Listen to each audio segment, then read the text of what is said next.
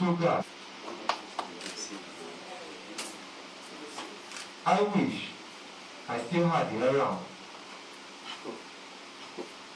But that's all. You have been evicted. Thank you, Bill. It's not a time to cry. Thank you for all you did. No need to hug it. That was a prank, you see.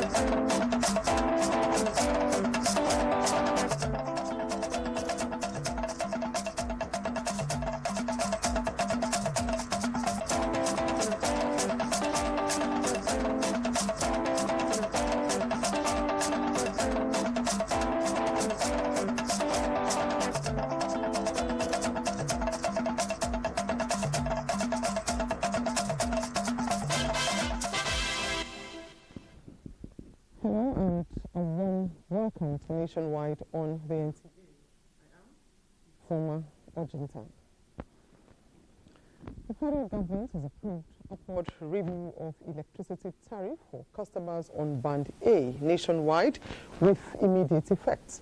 Under the new tariff, customers on Band A will enjoy 24 hours of electricity supply billing will now pay 225 naira kilowatts per hour at a media briefing in Abuja. Vice Chairman of Nigerian Electricity Regulatory Commission, Musliu Oseni, says customers on Band A are 15% of the total electricity customers in the country. Customers on other bands are not affected by this new tariff. 125 naira per kilowatt hour for just under 15% of the customer population in Nessie.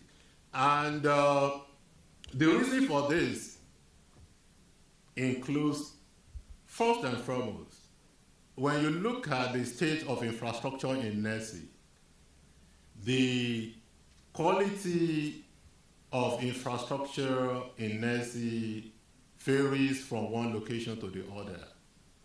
There are certain locations where, without any additional investments, the distribution companies are also the transmission companies, based on the investment previously made, can deliver a minimum of 20 hours per day. But in some locations, there will be a need for improvement in quality of the infrastructure before quality of supply can improve. Pursuant to its mandate, the Nigerian Security and Civil Defense Corps, the Delta State Command says the command has charged 12 suspects to court in the last 3 months as part of efforts to stem vandalism of national assets and warn criminal elements to desist from sabotaging government efforts in providing public infrastructure. The NSCDC State Commandant Ebenibu Eweka disclosed this while paying host to the management of the Nigerian International Authority, NTA2, in the command state headquarters. Doris Akomonye completes the story. The commandant in NSCDC also stayed Edenabo Eweka while interacting with the management of NTA2. Among other strides, pride that the command has also launched Safe School Initiative in a drive to clamping down on social vices and their attendant effects, especially on school children in Bayelsa State. Less than 3 months, we've gotten about 12 people already charged to court because we don't compromise. Our code is, you do bad, we serve you bad. Appreciating the crucial role NSCDC in synergy with other security operatives play to maintain sanity in the society and the importance of media publicity of these efforts, the General Manager NTA Yenagua Dauju White solicits continuous robust collaboration to ensure maximum gains. I'm sure you know that NTA has on its part been committed to ensuring that your efforts are duly publicized locally, nationally, and at international level. The action NTA has been carrying out in this federation is on unquantifiable manner. You see, sometimes you might not know the value of a thing until you lose it. We don't pray to lose NTA. Outcome of the courtesy visit is expected to boost the organization's operations and as well benefit the host states and citizens. Doris Akomonye, NTA News. Proceedings were disrupted at the Chief Magistrate Court, Wuse Zone 6, Wednesday, when a case of alleged forgery was about to be heard. One Olufumilayo David Omosuli, a whistleblower, had filed a suit against two staff of the Oil and Gas Free Zone Authority, Wasiu Sule and Aleju Ngofa, saying they used falsified documents to victimize him. While the magistrate was attending to other matters before the case was called, some individuals outside the courtroom became unruly, leading to the magistrate abruptly adjourning for the safety of all in court. Unfortunately, our own matter could not be heard because a nominal complainant of another matter came and disturbed the peace of the court. So because of that, court had to rise and our matter could not be heard today. So the matter has been adjourned to the 14th of May, 2024 for continuation. To this time, the National Industrial Court in Abuja has ordered that the plaintiff's employer should pay him all emoluments withheld from him since 2011 when he was suspended from office. Meanwhile, Justice Iyang Edem Eko of the Federal High Court in Abuja has granted order for the detention of a Nigerian, Emmanuel Osase, accused of being a member of the Islamic State in Iraq and Syria for 60 days. The judge gave the order on Wednesday while ruling in a motion ex parte filed by the State Security Service. At the proceedings, counsel for the SSS, Mr. Ugi, told the court that the matter was brought pursuant to Section 66, Subsection 1 of the Terrorism Prevention and Prohibition Act 2022 and prayed the court for an order enabling the SSS to detain Osase for 60 days pending the conclusion of investigation. In a ruling, Justice Eko, a vacation judge, granted the prayer of the SSS, saying upon studying the averment in the affidavit, he agreed with the SSS and therefore granted the relief as prayed.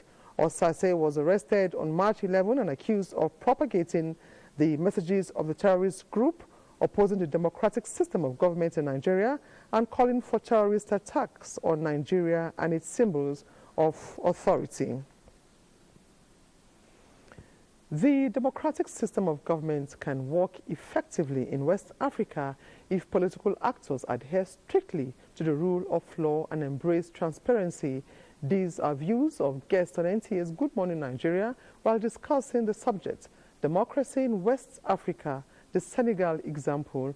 Oluseyi Adiagbo reports.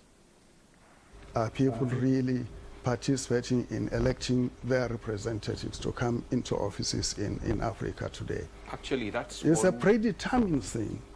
Ambassador Usman Sarki, former Nigerian Deputy Permanent Representative to United Nations, has monitored elections in Senegal firsthand in 2019 and the recent one last February. For him, the Africa peer review mechanism is a sufficient plan set up for countries in the region to learn from one another, as the democratic experience in Senegal and Liberia are worthy of emulation. The election of the former president of Liberia, where he was a young man who came into office, and then he considered graciously and left. And the election of Faye should really give us example of how elections should be a sportsmanlike issue, where a sense of decency will come into politics and elections. This nomenclature about democracy or autocracy is because people are looking for, scapegoats.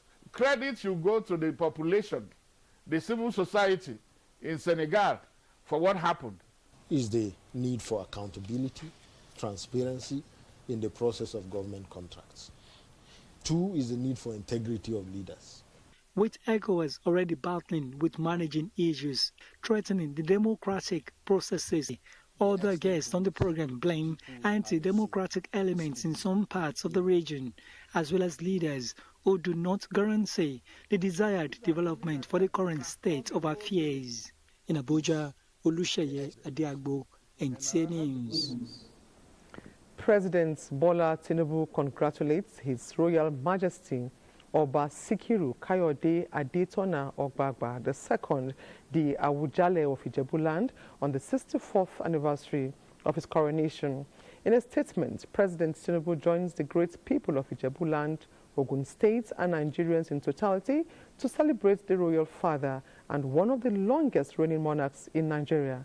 The president extols the revered monarch as a fine personification of integrity, wisdom, and authenticity, as well as prolific repository of Ijebuland's and Nigeria's cherished history. President Tinubu prays to God to grant His Royal Majesty the grace of good health and strength and many more prosperous years on the throne of his forefathers. Now, in a male-dominated trade, girls discover their unique interests, and their stories may inspire a lot of young people out there. Ifeyinwa Daniel Ukwa in this report takes a look at women in shoe cobbling business. Her report is taken by Uchenna Nwokoyo.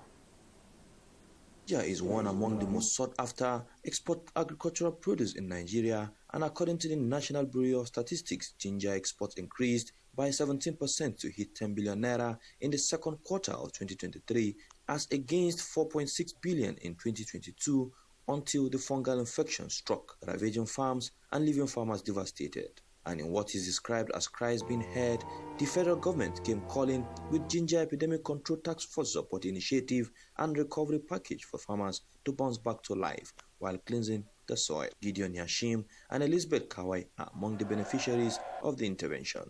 I had 2 hectares of ginger that we farm, but to my greatest surprise, I think what I got from that farm is not up to 1 bag.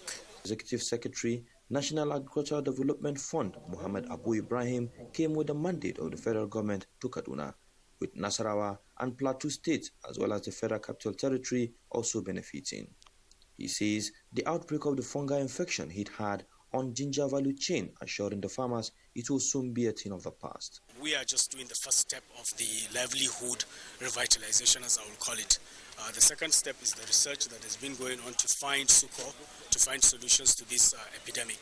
The intervention is to help farmers emerge stronger and for Nigeria to reclaim its rightful positions among nations growing ginger as one with the best in the world. From Kaduna, I'm Haruna Mohammed, NTA News. Okay, we're sorry about that mix-up. That was Haruna Mohammed in Kaduna on the support initiative on ginger farming. I will get back to the cobbling story in the course of the bulletin. But I'm being joined now live by Haruna Mohammed in Kaduna to tell us more on the ginger support initiative. Now, Haruna, if you can hear me, how would you describe the loss and the amount of loss by farmers? Okay, thank you. You can imagine planting about 50 bags of ginger on 2 hectares of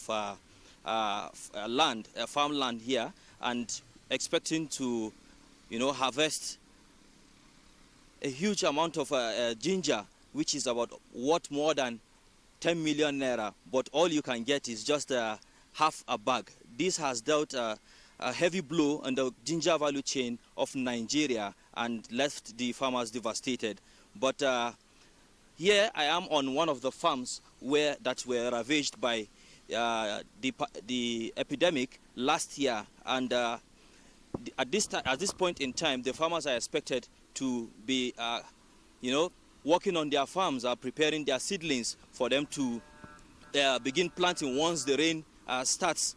But this is not feasible this year because of the epidemic, ginger blight epidemic, that affected about 15,000 farmers cutting across Kaduna, Nasarawa, Plateau, and of course the FCT.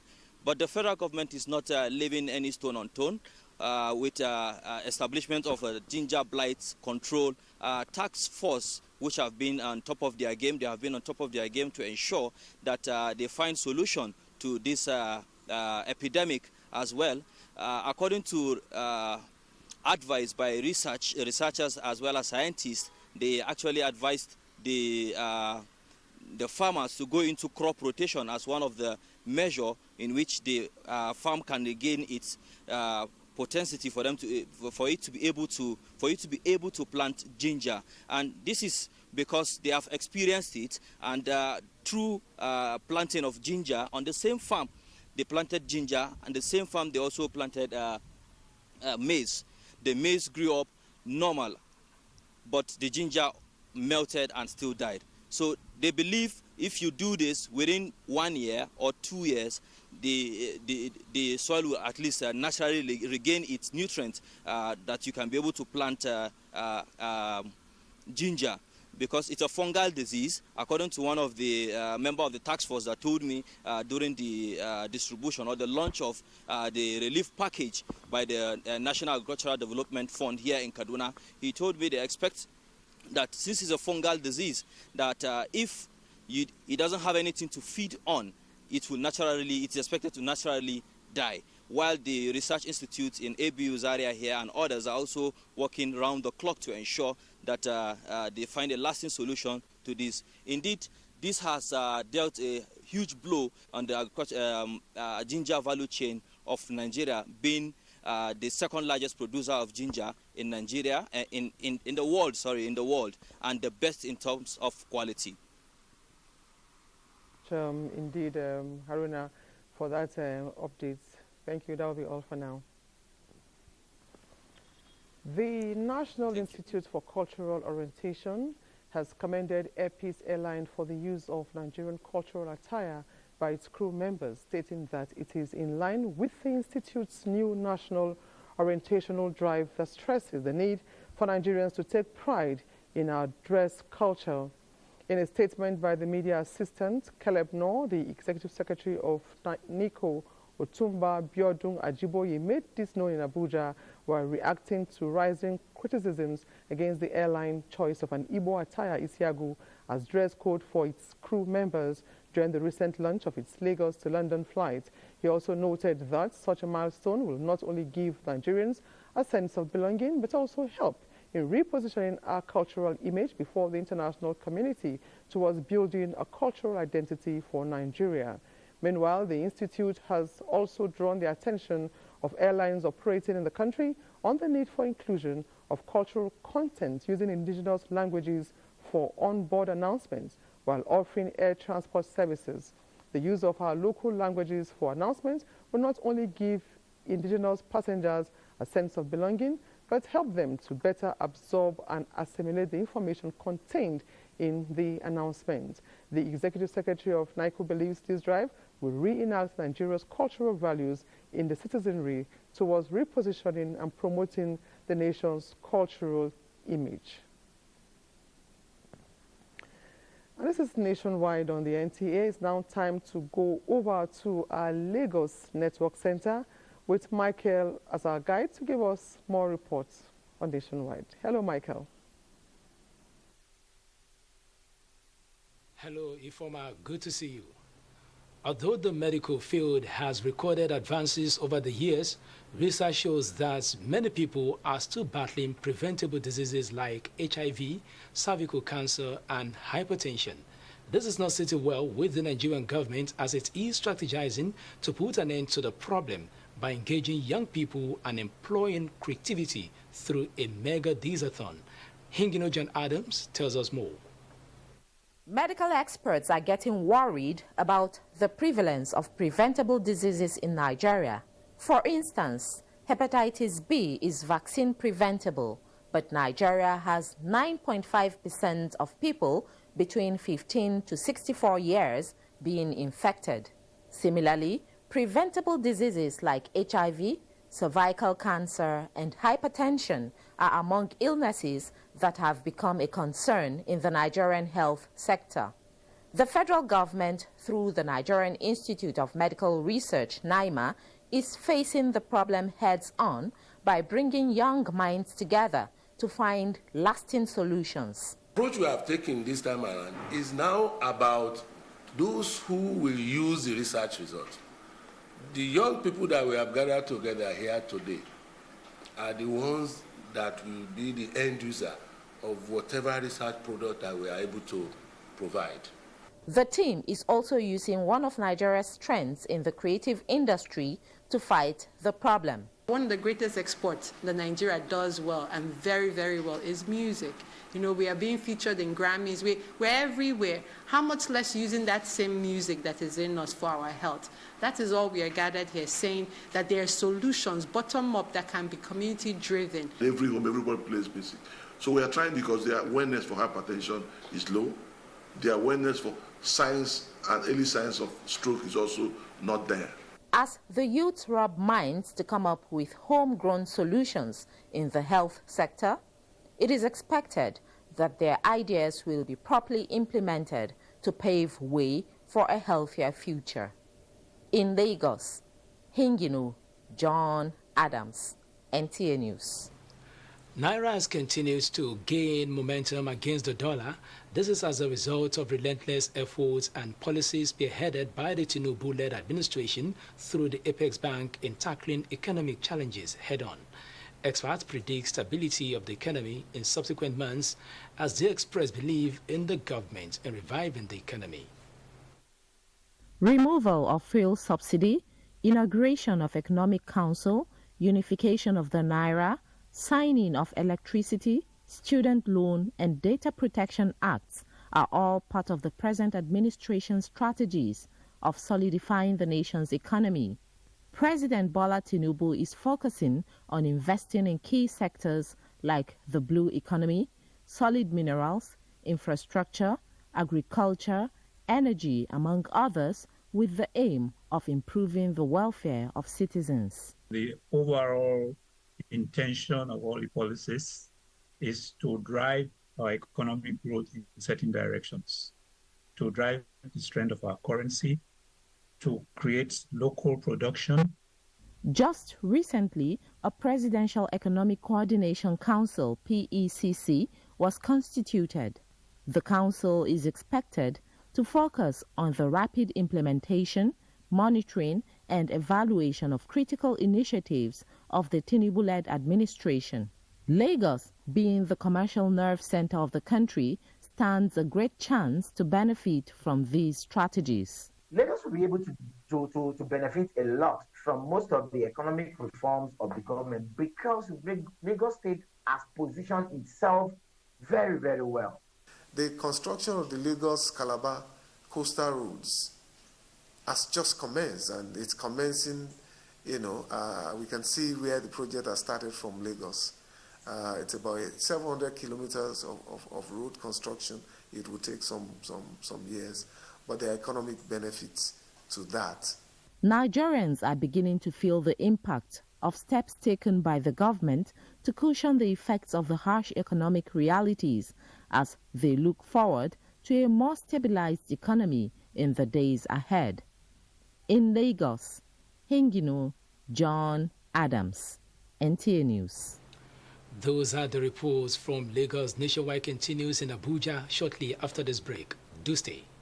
procurement of contract, partnership, promotion, publication, manufacturing, STBS, start times, lectures, ICT and training, production and sales, TV expos, events, local and international roadshows, exhibition, both local and international. We are at Area 11 Garkia, Abuja, opposite Abuja Geographical Information System, AGES, or visit our website www.ntatve.com.ng and our social media platforms, Twitter at NTA TV Enterprise, Facebook, NTA TV Enterprise, Instagram at NTA TV Enterprise, and these numbers on 070-3502-6056, 090-19557180.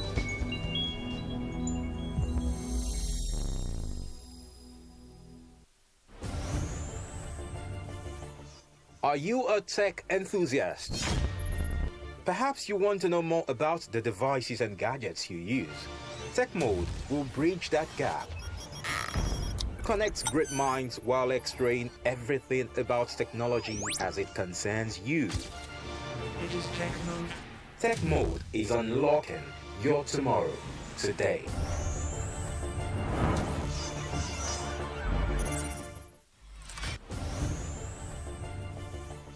Are you a tech enthusiast? Perhaps you want to know more about the devices and gadgets you use. Tech Mode will bridge that gap. Connects great minds while exploring everything about technology as it concerns you. It is Tech Mode. Tech Mode is unlocking your tomorrow today.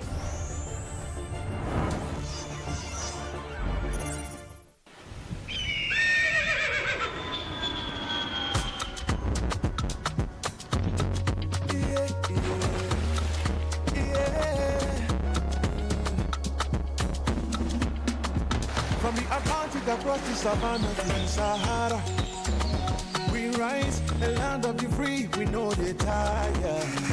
We dream great, our spirit is undying. Resilient, rooted like palm tree, we swear in colors, with undying demand. We make solutions, we ignite passion, yeah. Ethnicity is unique, we have more than just a nation. We are Nigeria, strengthening unity. We know they carry lives. We are Nigeria, together live the dream of a land with great destiny. We are Nigeria. I am the real Nigerian. Brought to you by the National Orientation Agency, NOA.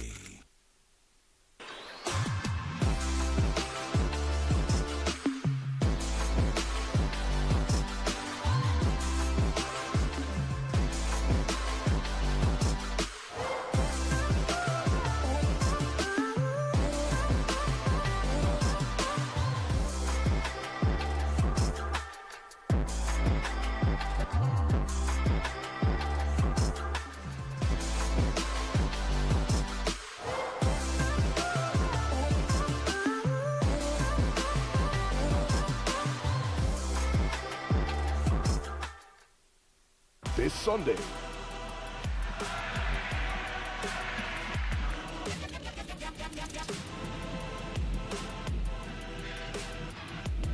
Monza, Napoli, Monza versus Napoli.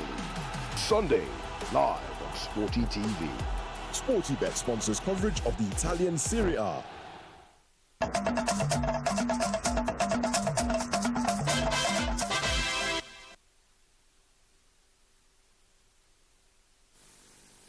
Good evening and welcome to Nationwide from Sokoto Network Center. The First State Commander of the Community Protection Guards has handed over 6 kidnapped victims to Afe Local Government Council of the state for onward reunion with their families. The victims, mostly teenagers, have been in captivity for more than 3 months. Jamil Ibrahim has more. Many people, especially commuters, have over the past few weeks fallen victims of the resurgent kidnapping and other related crimes, especially along Tsafi Magazukucheri axis of the Gusau-Zaria Road. These are few of such victims who spent more than 3 months in captivity after they were abducted by the terrorists along the road on 19th January 2024. The victims, comprising 2 males and 4 females, have eventually regained freedom. Zamfara State Commander of the Community Protection Guards, Colonel Rabi NTA2, who formally handed over the victims to the Tsafi Local Government Council, said they have been medically checked and debriefed. The army handed over them to us because in Zulmi we have joint operation with the army, and now they are here. They have the sector commander, who is also an Askara Zamfara, brought them in number to this headquarters, and in turn we have contacted the Commissioner of Security and the sole administrator of the local government, which he promised already has sent the vehicle with escort. They will be taken to the Kucheri where their family are. Colonel NTA2 reiterated the determination of the guards to continue to complement the efforts of the security agencies towards achieving a lasting peace in Zamfara State. He, however, appealed for more support and understanding from the general public. The Askran Zamfara have been rescuing kidnapped victims in collaboration with other security operatives since their inauguration barely 2 months ago. In Gusau, Jamilu Ibrahim, NTA News. Implementation of grassroots policies on adult and non-formal education, modernizing agricultural production are identified among possible solutions to the security challenges in northern Nigeria. This was part of a paper presented at the Congress of the Nigeria Union of Journalists, NUJ, Sokoto State Council. Bashir Ibrahim Nababa has the details. Professor Tukur Muhammad Baba, who presented a paper titled The Morning After, Reflections on Emerging Challenges to House of Fulani Cultural Integration, emphasizes that adequate, sincere, and sustained public policy response must be taken into cognizance to address existing insecurity in the country. He reiterates that short-term measures guided by public policy, traditional leaders, and the clergy, as well as communities, need to eschew violence and divisiveness towards peaceful coexistence. On the effort by some state governments to establish complementary security outfits, Professor Baba says all ethnic nationalities must be included in the recruitment, training, and deployment process of such outfits if positive outcome is desired. Once these people are disenfranchised, once these people are pushed to the margin of society, they can rebel against society, and this is what we're seeing. So my message is we must attack the problem from its roots. Without good governance, we are not going to get very far. Stakeholders, including the representative of GOC 8 Division Nigerian Army Sokoto, emphasized the need for collective efforts in tackling security challenges in the country. The chairman, Nigeria Union of Journalists, Sokoto State Council, urged members to always abide by the ethics of the profession in their reportage. What will follow after the fight against banditry is what moved the union to organize this paper presentation. Emphasis was also made on practicing journalists to register and update their identities. In Sokoto, Bashir Ibrahim Nababa, NTA News. And that's it from here. It's back to Abuja for more on Nationwide. Good evening. Thank you very much. We'll now bring you a story on the shoe cobbling business. Now, in a male-dominated trade, girls discover their unique interests, and their stories may inspire a lot of young people out there. Ifeyiwa Daniel Upa in this report takes a look at women in shoe cobbling business. Her report is taken by Uchenna Nwokoyo. Research has shown that shoemaking is one of the trades that is dominated by men. For instance, the shoe site at Unkole's Naka in Anambra State is dominated by male.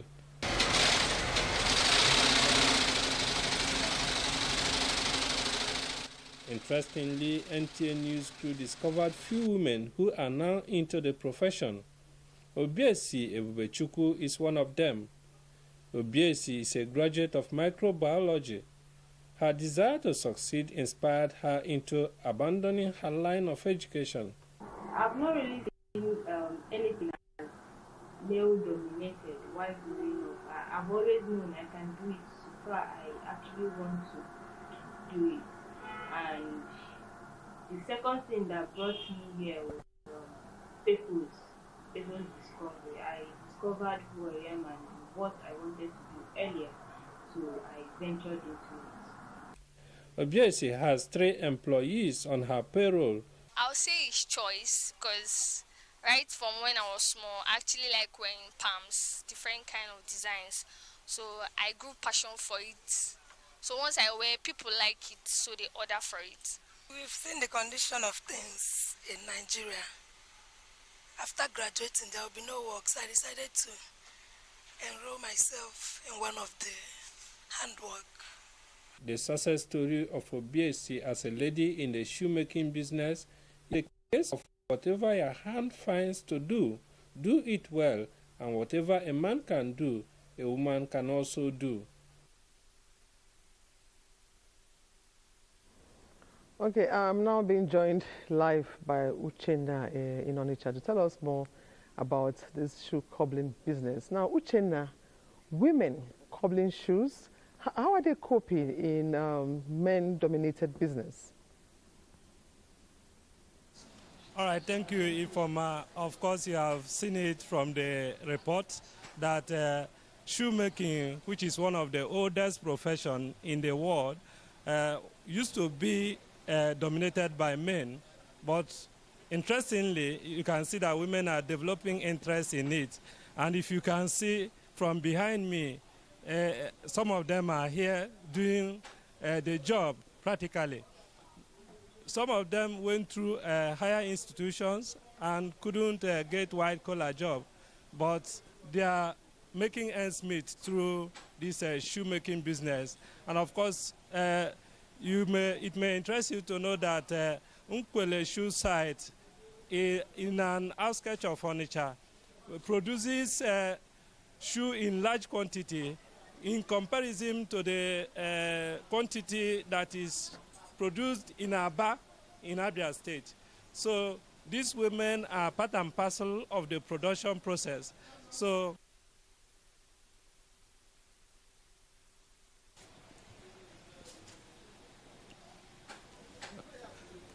I'm sorry, we lost. Okay, so now what the young people should learn from the inspiration of these young women is that you have to explore the world and look for other things you can do to ensure that you earn a living and then make money. It's not only white-collar job that can earn one money.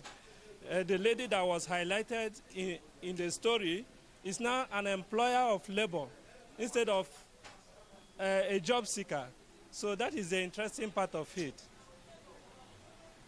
If you can hear me, you know, what do their male counterparts, you know, think, or how do they view and see these women in the business?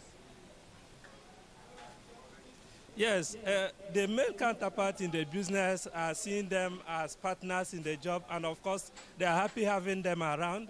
In fact, one of them that I interacted with told us that most of the footwears they have produced are done by the women, that women are almost taking over the job, that all they do is to watch them, and they are happy having them in the profession.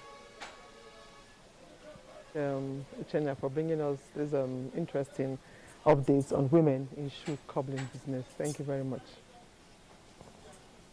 Now, our next stop on Nationwide is Enugu Network Center.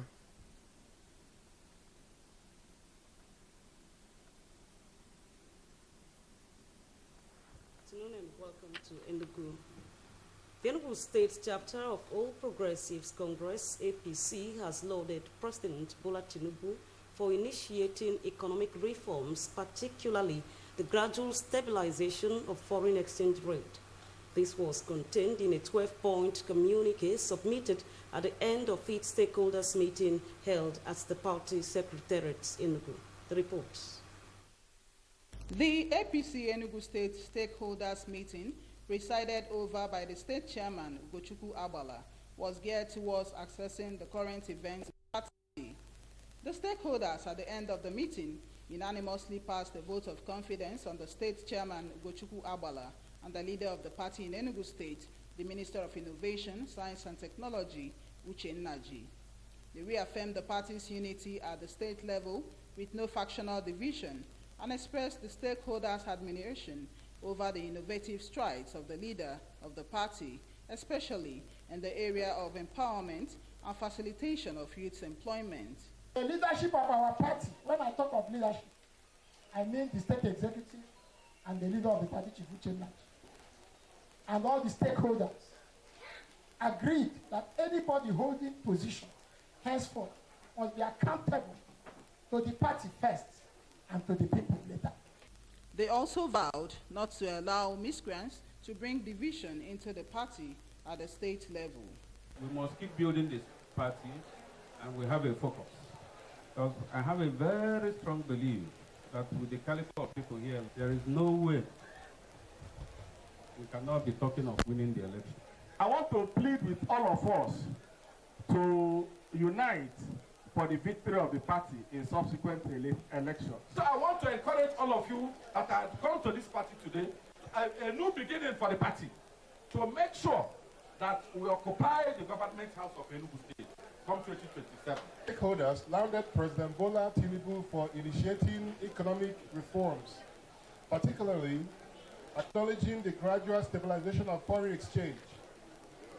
They likened the current economic challenges to the pains of childbirth, which ultimately lead to joy, echoing the president's analogy and urging patience amongst Nigerians. High points were the presentation and acceptance of newly registered members, among whom are the former senator representing Enugu North Senatorial Zone, Senator Chukwuka Otazi, and a former Minister of Defense and Aviation in Enugu, Chinenye Nwoye. NTA News. Road users have applauded the federal government for the palliative work at the new artisan collapsed bridge along Enugu-Port Harcourt Expressway, which has eased traffic. Chinenye Nwoye again completes the story. In September last year, the bridge at the new artisan market axis of the Enugu-Port Harcourt Expressway collapsed, and this brought to a standstill the ever-busy road which links Enugu to about 5 states in the southeast zone. While the federal government is working on the collapsed bridge, it provided a diversion culvert for road users to ply before the completion of the new bridge.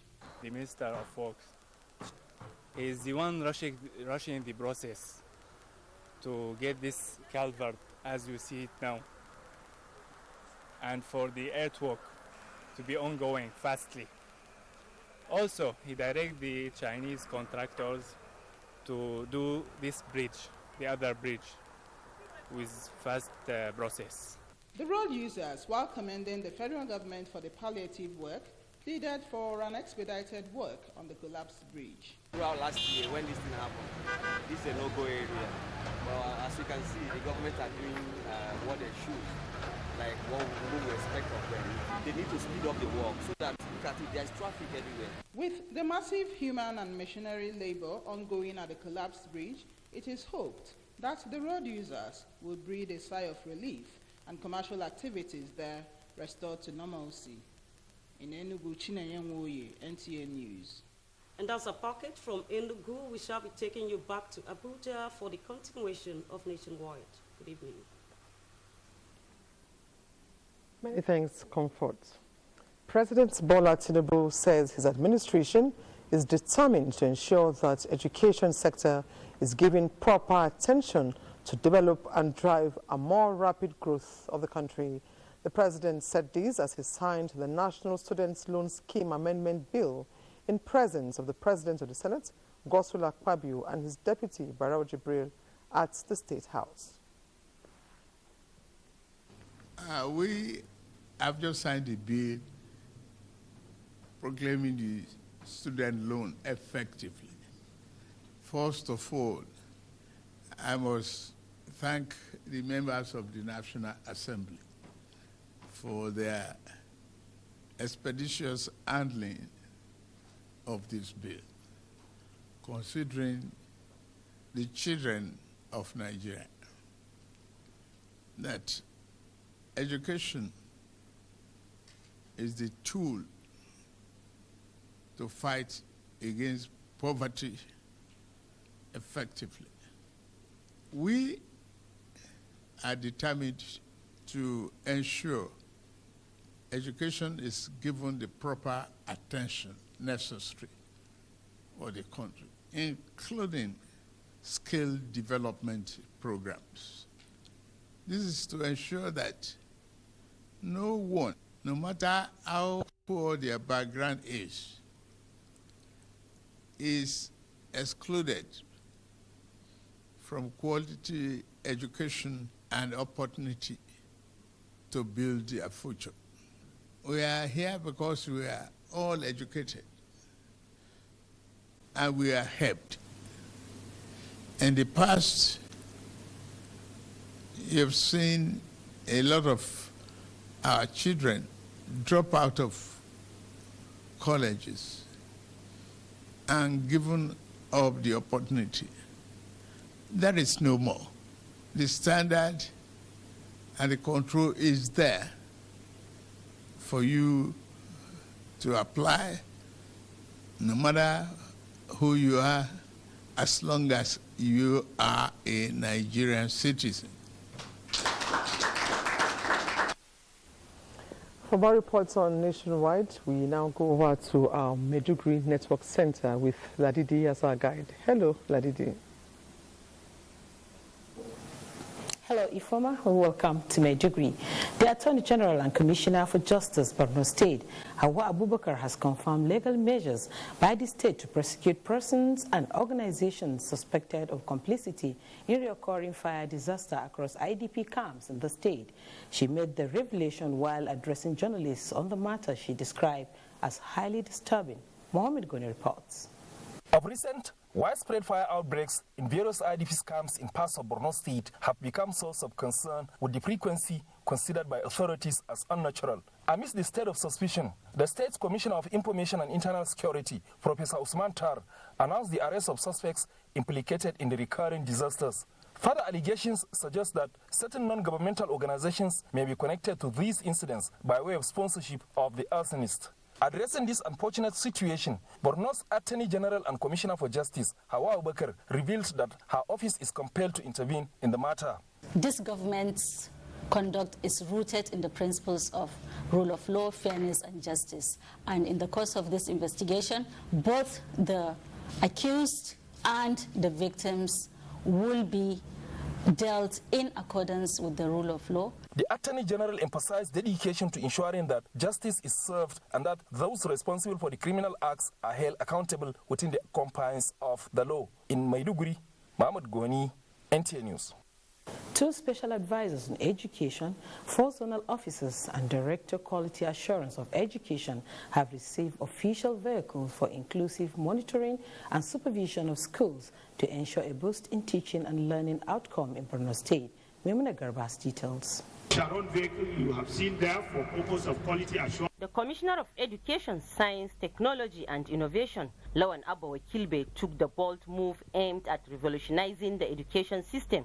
Hence, initiated strategies to enhance school supervision, monitoring and evaluation by strengthening the zonal offices and transforming them into quality assurance office. This initiative follows Governor Zulum's procurement of 30 golf wagon vehicles for education secretaries to enhance supervision and monitoring.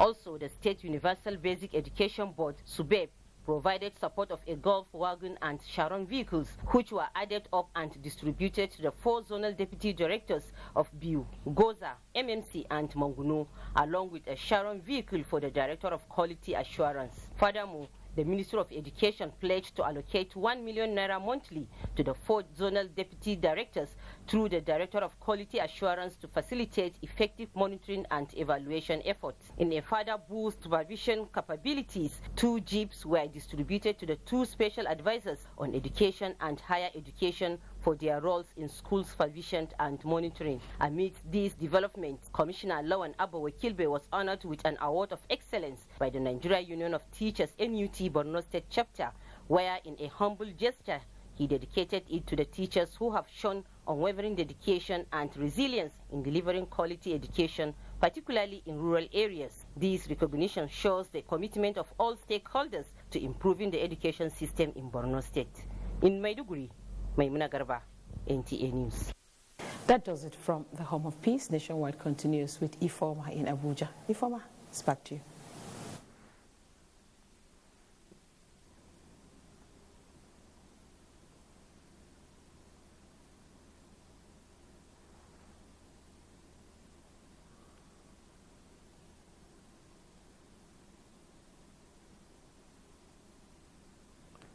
Many thanks, Ladidi.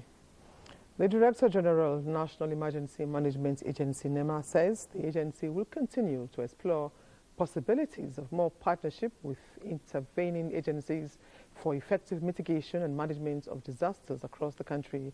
The NEMA boss said this when he received the leadership of UN OCHA in Abuja. Ilyas Yakubu reports. Disaster management experts say requires high-level collaboration for effective mitigation and management.